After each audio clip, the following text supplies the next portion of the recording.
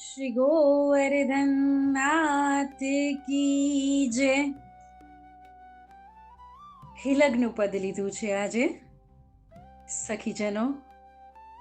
હિલગનું પદ ગોપીઓના પ્રેમથી ભરેલું હોય છે, શિશવામનીજીના પ્રેમથી ભરેલું રસમસ્ત હોય છે.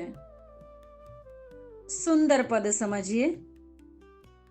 મેરો મન બાવરો ભયો. એક ગોપી જણાવી રહી છે, પરમાનંદ દાસજીની રચના છે. પરમાનંદ દાસજીને આ લીલાના દર્શન થઈ રહ્યા છે અને એ ગોપીને સાંભળી રહ્યા છે. ગોપી કહે છે, મેરો મન બાવરો ભયો. મારું મન, મારું દિલ બાવરું, પાગલ, દીવાનું, મસ્તાનું થઈ ગયું છે. ભયો એટલે થઈ જવું, બાવરો એટલે પાગલ. કોની સાથે? કોના માટે? કોની પાછળ? કોના દ્વારા? કોના વડે? તો કે લરકા એક ઈહા હું તો ઠાડો, તાહી કે સંગ ગયો.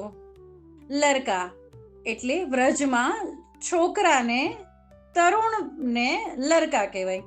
લરકા એક, ઈહા અહીંયા જ, હું તો હતો, ઠાડો ઊભો, એક યુવાન કે એક છોકરો કે એક તરુણ અહીંયા જ ઊભો હતો. તાહી કે સંગ ગયો. કોણ? બાવરો મન એની સાથે જતો રહ્યો. મારું મન મારી પાસે નથી. ગોપી કહે છે, એ જે લરિકા અહીંયા હતો એની સાથે મારું મન જતું રહ્યું છે. જાનો નહીં કોન કો ઢોટા. ઢોટા એટલે પુત્ર. મને ખબર નથી, જાનું નહીં, હું નથી જાણતી. કોન કો ઢોટા, કોનો પુત્ર છે. ચિત્ર વિચિત્ર થયો. પરિસ્થિતિ ચિત્ર વિચિત્ર થઈ ગઈ છે. મારી નજર જ્યાં એના પર પડી ત્યાં મારી પરિસ્થિતિ ચિત્ર વિચિત્ર થઈ ગઈ છે. અને એ પણ એવો ચિત્ર વિચિત્ર હતો. કેવો? લલિત ત્રિભંગી, ત્રણ બાજુથી બાંકે બિહારી જેવો. ગ્રીવા, કમર, ચરણારવિંદ બધું વાંકું હતું. હાથમાં મુરલી ધરેલી હતી, માથે મોરપીંછ ધરેલું હતું. ચિત્ર વિચિત્ર હતો. મને ખબર નથી કે કોનો ઢોટા હતો, કોનો પુત્ર હતો. હજી પ્રભુનું વર્ણન કરે છે. પીતાંબર છબી નિરખ હરિયો. માત્ર જ્યારે મારું મન એનું પીતાંબર, પીત અંબર, પીત એટલે પીળા, અંબર એટલે વસ્ત્ર, પીળા વસ્ત્ર પર પડ્યું, એ છબી નિરખીને હું હારી ગઈ. મારું મન હર્યો, હરી ગયો. એ હરી એનું નામ છે. મન હરી ગયો. મન પડ કછું મોહી દયો. અરે મારું મન બાવરું થઈ ગયું છે. એની સાથે જ પડ, મને કઈ શ્લોક પડી દ્યો. પેલું જે કહે ને કે કોઈ તંતર મંતર મારા પર થઈ ગયું છે તો પડી દયો. આ બધું દૂર કરો. કઈ થઈ ગયું છે, મને મોહી ગયો છે. પડ કછું મોહી દયો. મને ખબર નથી આ બાવરું મન શું થઈ ગયું છે, મારી ગતિ શું થઈ ગઈ છે. મને કોઈ સમજાવો, મને કોઈ આમાંથી બહાર કાઢો કે શું થયું છે, મને બતાવો.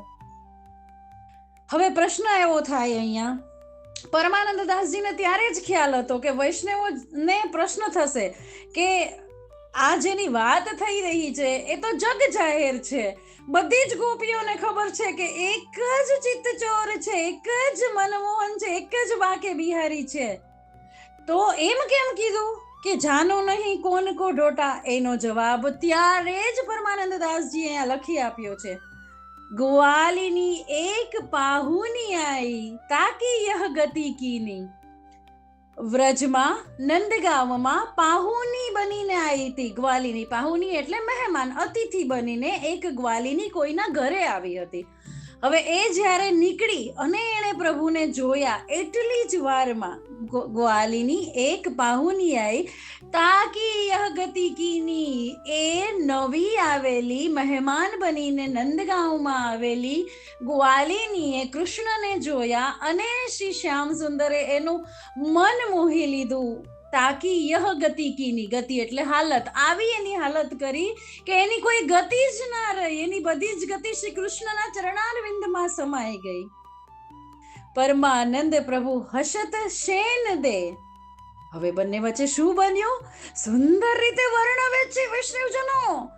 પરમાનંદ દાસજી કહે છે કે પરમાનંદ પ્રભુ એટલે કે જેનું એક નામ પરમાનંદ છે એવા શ્રી ઠાકોરજી હસત હસીને એના સુમધુર ગુલાબી ઓઠ અધરોથી હસીને સેન દે, સેન એટલે ઈશારો કર્યો અને પ્રેમથી પાણી ગહીલીની હથેળી, ગોપીની હથેળી ગહી એટલે પકડી લીધી.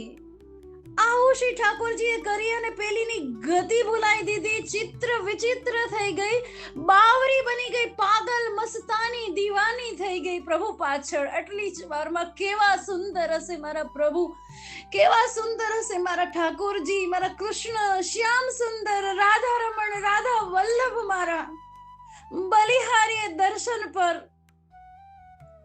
મેરો મન બાવરો ભયો, મેરો મન બાવરો ભયો. શ્રી ગોવર્ધન નાથ કી જય.